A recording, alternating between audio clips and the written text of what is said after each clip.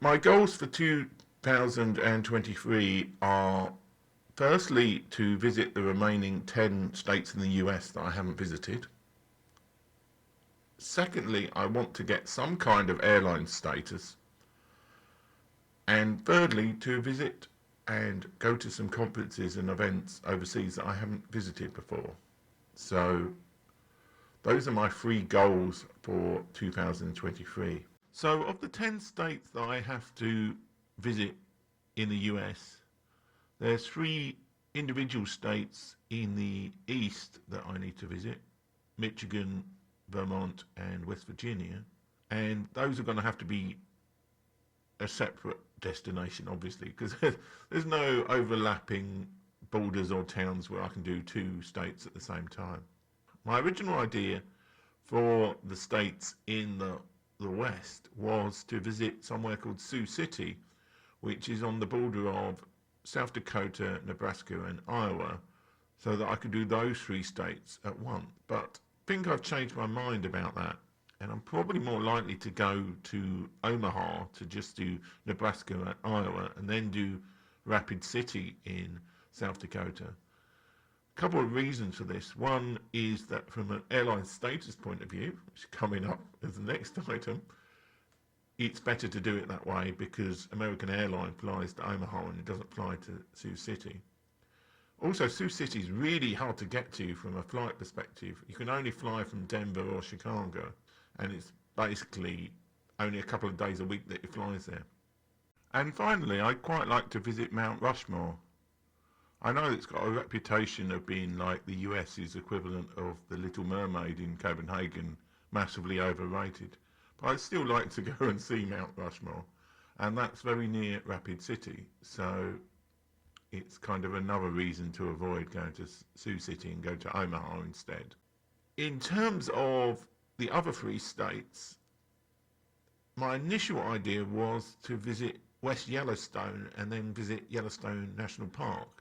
West Yellowstone is in Montana, and Yellowstone National Park is actually in Wyoming. Now again, I might not do that simply because it seems to get any kind of decent accommodation anywhere near Yellowstone Park in the summer months is really expensive, or you have to plan about a year ahead, which I haven't. And also because of the airline status thing that I was talking about. So I might well end up visiting Montana, Wyoming, and Colorado all separately. Colorado is somewhere that does have towns bordering other states, but they're all states that I've already visited. There isn't really much in the way of, without hiring a car, there's not an easy way to go from Colorado to Wyoming or Nebraska to do multiple states at once. So it looks like I'm going to visit all of those three separately, and then maybe Omaha to do Nebraska and Iowa, and then do Rapid City to do South Dakota. I've always said that I wanted to do Hawaii as the last state because state 50, so I've always wanted Hawaii to be the last state visited. The second thing I want to do in 2023 is achieve some kind of airline status, particularly with BA and via BA, the One World Alliance. Now, that's not because I want to be some sort of champagne Charlie who can skip the queues, even though that would be quite nice. But I didn't really appreciate all the benefits that you get with silver status on BA until recently. One of the big reasons I want to do that is that it gives you access to free seat assignment on BA. And I've spent so much money paying to choose seats on economy flights that I think even with the extra effort and cost of trying to achieve airline status, it's worth it for me to try and get it, possibly towards the later stage of the year. The slight issue I have is that the BA reward year that I have, because I started in August, runs from August to July. And if you achieve status, you get it for the rest of that year and the following status year afterwards.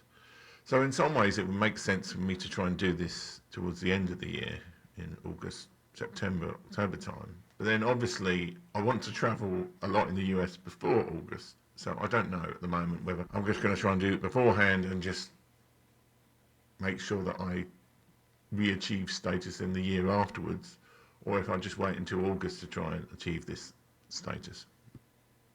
Now, not to belabor this video too much with details, but BA has a miles concept which is called Avios points, and it also has what are called tier points. And I managed to build up lots of Avios points because you can do that via credit card, and you can do it various other means as well. But I've always failed with the tier point side, and the tier points is what they do status on. The way that BA calculates tier points for flights has lots of wrinkles in it, let's say. So, for example, you can fly from New York to Salt Lake City and you'll get 40 tier points, and if you fly from New York to Las Vegas, you'll get 140 tier points for a business class flight, even though it's only roughly 250 miles more. Just because they've got a barrier, if you fly over 2,000 miles on a flight, you get a higher amount of points than basically any below, unless it's a very, very short flight, in which case I think it's like 20 or something like that.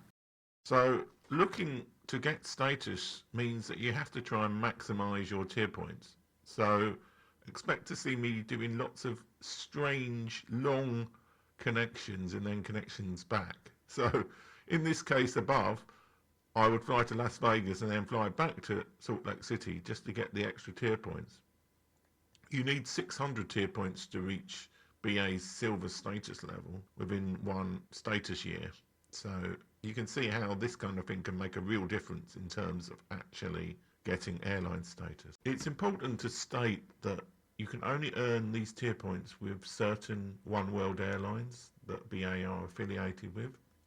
So the main one is American Airlines in the US, but also Alaska Airlines. So that's why going to somewhere like Sioux City that isn't served by either of those airlines isn't good from a airline status earning point of view.